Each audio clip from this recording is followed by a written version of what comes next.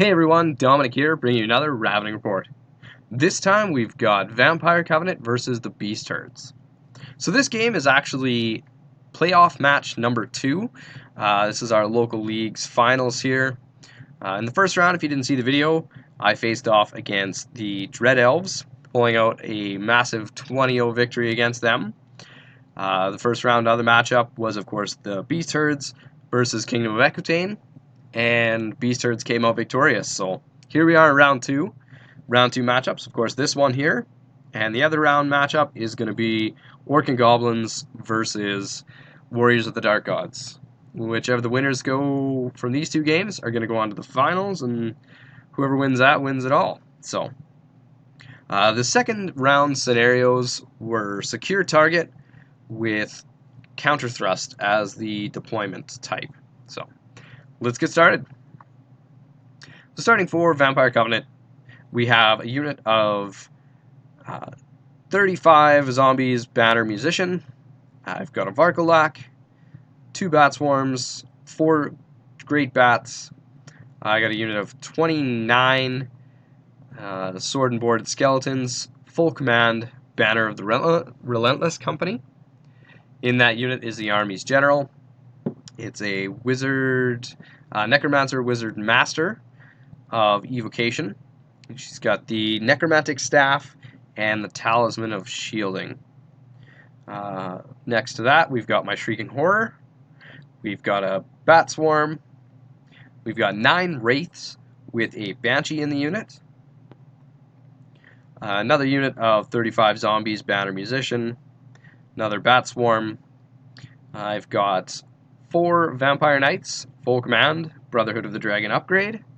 And then lastly, I've got the vampire count on his skeletal steed, Brotherhood of the Dragon, wizard, adept. He's got Crimson Rage, Eternity Gem, and the Death Cheater armor. He also has a halberd, a lance, and paired weapons. I think that's pretty much it for him. So for Beast Herds, he's got some centaurs over here. He's got a Gortok. He's got a wizard master of shamanism on a chariot. He's got the reroll successful to wound rolls against him item. I'm not sure what it's called.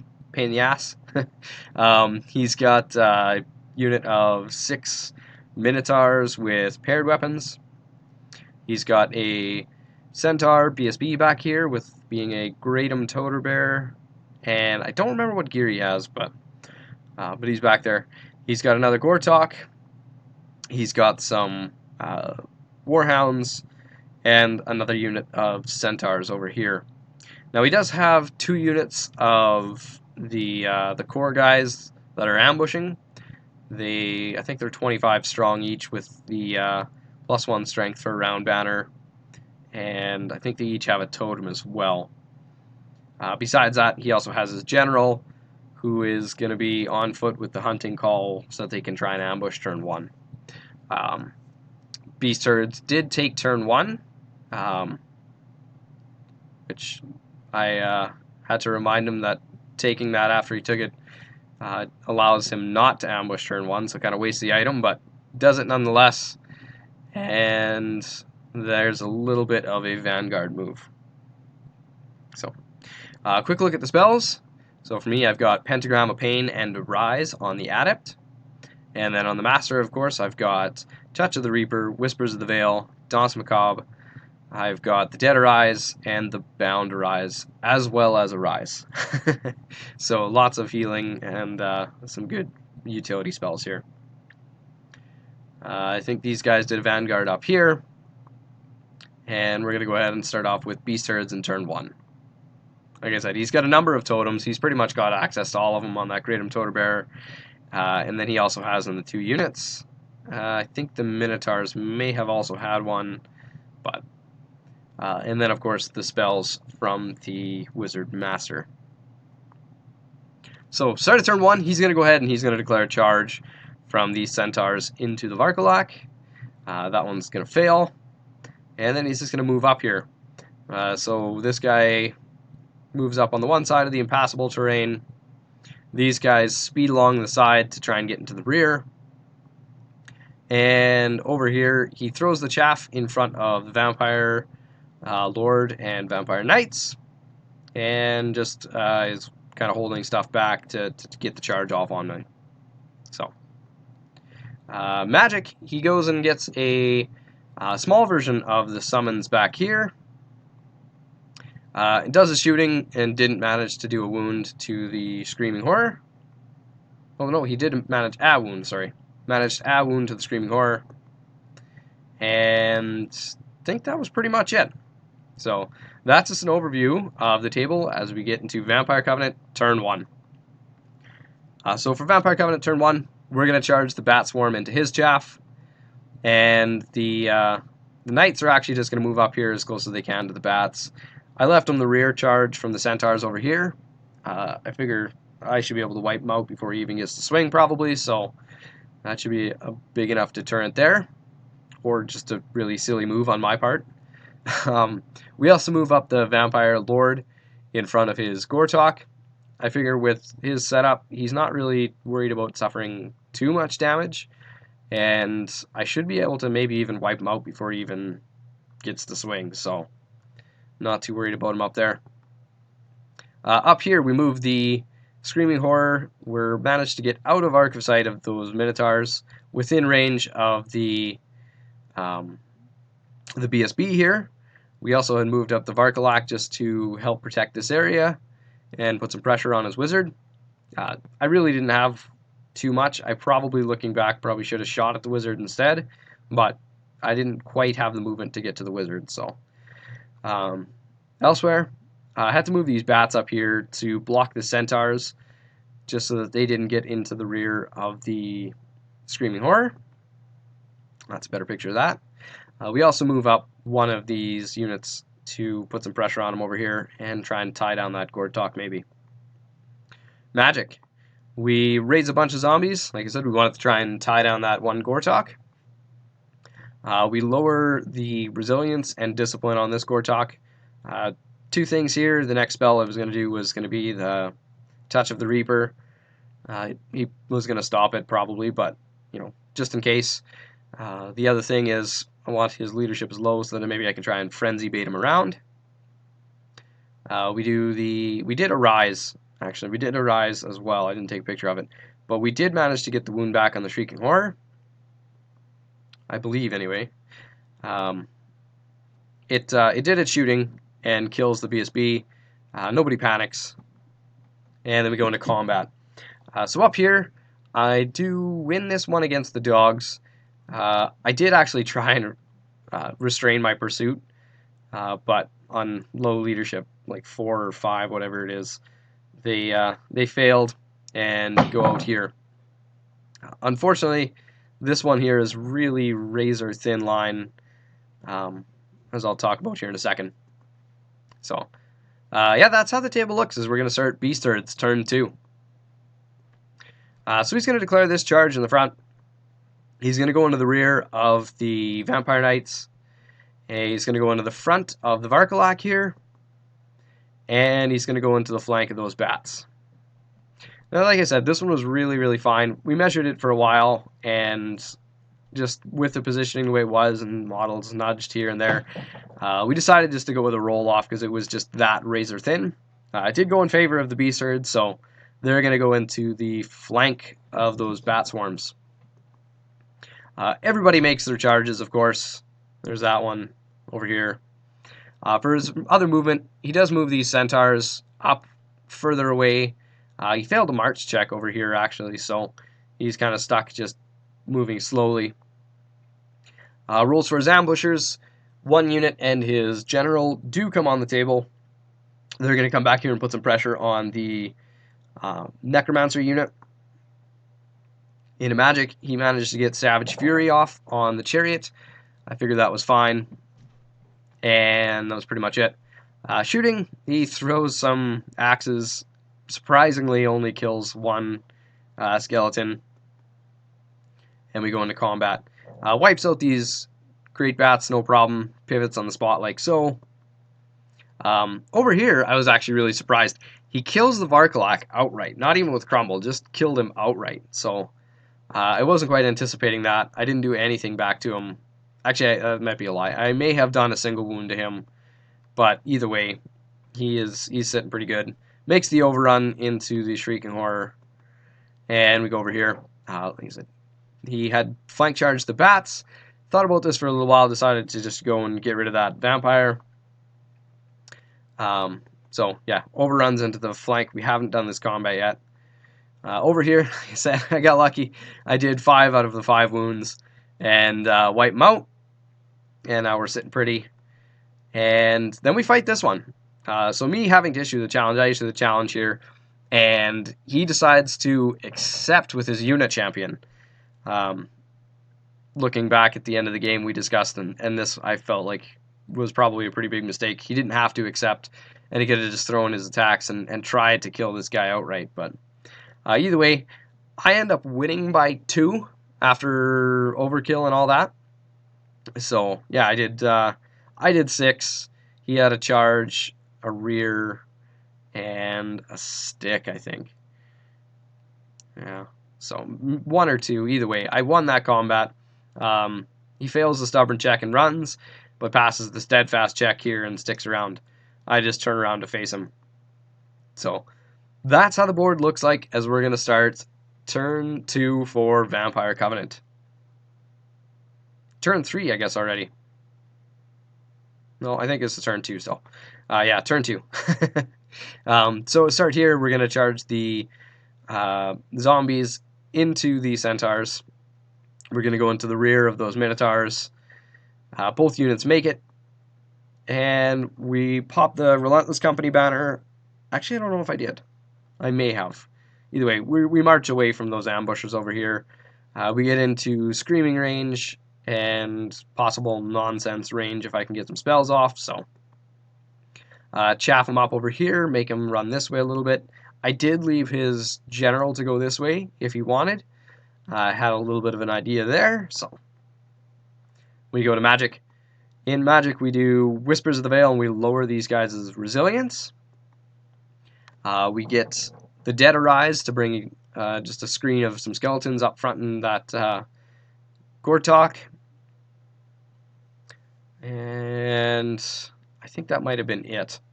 Yeah, we did shooting. I think I managed to wound off on the Gortok and shooting with the Screaming Horror. Or not the Screaming Horror, the Banshee that's right here. And we go to combat. Over here, we kill all but 1 wound on the unit of Minotaurs. He breaks. I test a restrain with both, and I actually fail it. So, actually, I think I tested a restrain with just the Knights and failed that one. So, both of them went after. The Vampire Count did go far enough to run down his Gortok, though. So, over here, he kills the Shrieking Horror. And I believe he does the overrun into the flank of these wraiths here. And over here, it was a little bit upsetting, actually. I went in and I managed to do, I think, 4 wounds. And he just got lucky and armor saved all but 1. So with he was still down with the combat res, and even with the -1 discipline, he still sticks around. And now we're going to be stuck fighting him there. So that's how the table looks like as we're going to start turn 3 for Beast Herds. Like I said, he's going to charge out of his unit into the flank of the skeletons. He's going to make it. He's going to clear off this unit of skeletons. He didn't do the overrun, I guess, but he does charge into the flank of those wraiths. And that's how pretty much it. I believe his other unit of ambushers come on as well. They come on here to help out those centaurs. And again, put more pressure on Necromancer General. I don't think he really got much off for magic, actually. Nothing that really mattered either way, because I didn't take any pictures of it. We go into combat. I did manage to put another wound onto the wizard here, but he does very, very small damage to me in this combat. Break the Spirit, yeah, that's what he got off for magic. and that's pretty much it. Like I said, he did direct some attacks against the Banshee, only did 1 wound though, and minor damage to the unit, and I'm stuck there. I failed my test to face him, so, but that's fine. Over here, he kills out the skeletons, overruns into the bat swarms, and right here we're just stuck fighting. He's gonna start to grind this unit out now. Over here, I don't issue a challenge. I just let him fight skeletons. He kills a couple. I'm fine. I just stay where I am, and that's looking like that. Like I said, we fight this one. He's grinding it out. Oh no, my mistake. Sorry. This time we actually managed to get lucky, and he doesn't save a bunch of them. He runs, I chase, he gets away. But that's how the table looks like as we're going to start turn 3 for Vampire Covenant. So over here we're going to go into the flank and bring ranks and numbers into the wizard. They make it in. I didn't charge. I decided not to charge over here and just, I think I maybe even turned around, but bring the knights and the vampire count towards the center of the table to help out. Yeah, just turn around the zombies. Move this chaff to double chaff up these guys here. He can't go around to get into this unit, and the overrun won't take him. It'll take him bypass this side. So we go to magic. And I apparently didn't take a picture of it. What we did is we lowered the discipline on the chariot. And I think that was pretty much all that we managed to get off, actually. But the chariot breaks, he gets away. We pursue, into the flank of the Gortok. We fight that one. I actually whiffed pretty hard. And I think I managed to put 2 wounds on the Gortok. I think I lost by 1 and lost nothing. Maybe a zombie here just because of the Necromancer being around, but still not as good as I thought that those Wraiths would have done against that guy. But other than that, we go to this one. We fight it out. I'm still steadfast. I reformed to face this time, passing my check. And next time I'm probably going to challenge him out. So, but yeah. We're going to go into turn 4 for Beast Herds. Like I said, both of these units are going to go in. They're both going to make it. His Centaur is going to continue to flee. His Wizard Master continues to flee and dies to DTs going through the zombies. He's got no magic, no shooting, pretty quick. Goes into combat, wipes out the Bat Swarm, no problem.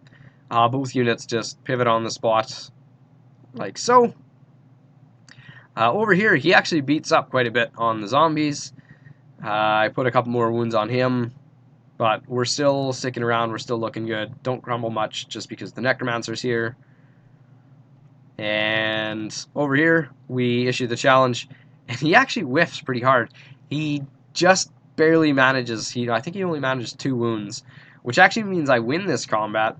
He did stick around though. So he's going to sit there, and it's going to be my turn coming up. So this is actually the start of turn 4 for Vampire Covenant. The Vampire Count is going to declare a charge around the zombies into the rear of that Gortok.